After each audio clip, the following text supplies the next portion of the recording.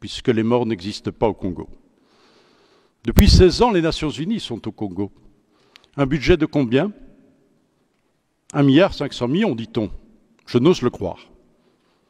20 ans d'1,5 milliard. 20 000 membres des Nations Unies, civils et militaires. Mais non, ne me dites pas qu'après 16 ans, nous revenons à la case départ.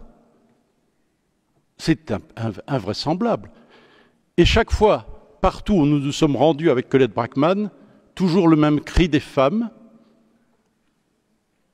Pourquoi n'a-t-on pas poursuivi nos meurtriers? Pourquoi les Nations Unies, qui ont fait un travail exceptionnel, grâce à leurs experts, dans ce fameux rapport mapping, qui est la pièce maîtresse, la pierre angulaire de toute l'action, me semble-t-il, pour faire régner la justice dans ce pays, pourquoi, après ce fabuleux rapport qui a listé les 617 violations graves des droits de l'homme, du droit humanitaire, du droit de la guerre, pourquoi pas de poursuites judiciaires? À quoi bon avoir fait ce travail si c'est pour qu'aujourd'hui, les criminels soient généraux, ministres, dans des sociétés les plus diverses, et qu'avec arrogance, elles soient là, devant le regard des victimes, humiliées, violentées, impuissantes? Pourquoi n'a-t-on pas donné une suite judiciaire à ce document? Les listes existent. Les listes ont été établies.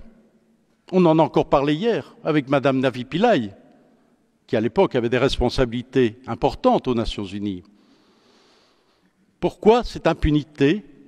Pourquoi pas de justice internationale, pas de tribunal pénal international, pas de tribunaux spéciaux, pas aujourd'hui pour le moment de tribunaux mixtes comme ça a été le cas au Cambodge? Je sais que des propositions ont été faites, qui ont été refusées par les autorités congolaises. Mais enfin, ce cycle nous mène où? Dans le mur absolu. Et on dira encore dans 1 an, dans 2 ans, ah mon Dieu, si on avait su. Mais non, on le sait. Ce n'est que la répétition de l'histoire. On voit bien tout le scénario qui se profile.